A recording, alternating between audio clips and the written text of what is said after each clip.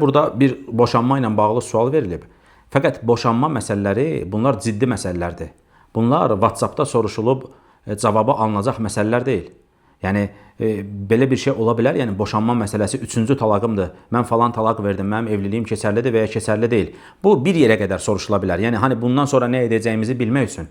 Amma WhatsApp-dan alınan cavabla belə mühüm olan bir məsələnin cavabı verilə bilməz. Yəni mütləq talaq məsələsi, evlilik məsələsi, miras məsələləri, bunlar bir insanın, bilən insanın yanına gedib, məsələ bax bu yerdədir, məsələ bu yerdədir, bu mənim 3-cü talağımdır, talaqlarımdan hansı keçərlidir, hansı keçərli deyil, bizim üçün bir yol varmı, bizim üçün bir yol yoxdurmu, mütləq bilən bir insana müraciət etmək lazımdır. Əks halda WhatsApp-dan aldığım cavabla gəldim evə dedim ki, vəssalam bizdə bitdi və yaxud da bizdə davam edirik, bu şəkildə əsla olmamalıdır.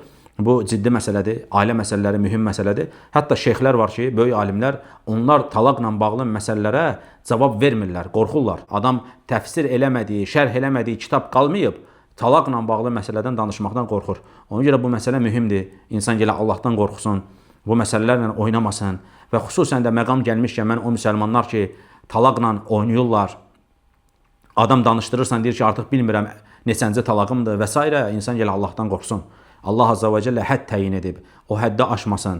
İnsan gələ Allahdan qorxsun, hər məsələdə talaqı dilinə gətirməsin. Belə insanlar var. Hər məsələdə talaqdan danışır. İstər qadın, istər kişi. Nəsə olur, qadın deyir ki, boşa məni. O da deyir, boşadım səni. Və yaxud da kişi hər məsələdə deyir ki, səni boşayacam. Belə olmamalıdır. Bu ailədir, mühüm məsələdir, ailə ciddidir. Bir insan gələ o talaq sözü ilə oynamasın. Hər kəs gələ öz zövcəsinə və ya qadın ərinə deməsi lazımdır ki, biz nə qədər böyük dalaşırıqsa dalaşaq, bu talaq məsələsini, boşanma məsələsini bizim lüğətdən çıxart.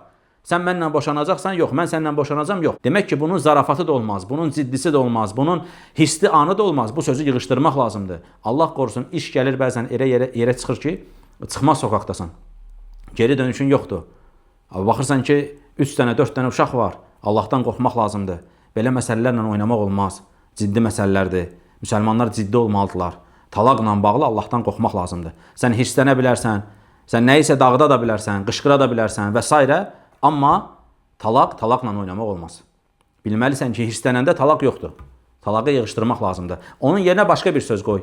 Ged atanın evinə, bir müddət səni görmək istəmirəm, qəzəbliyəm sənə və s. Dəyiş, amma talaq olmaz. Yəni insan gələ bu talağı dilindən yığışdırsın ki, ta ki bu kimi problemlərə nə etməsin, düşməsin. Doğrusunu isə Allah bilir.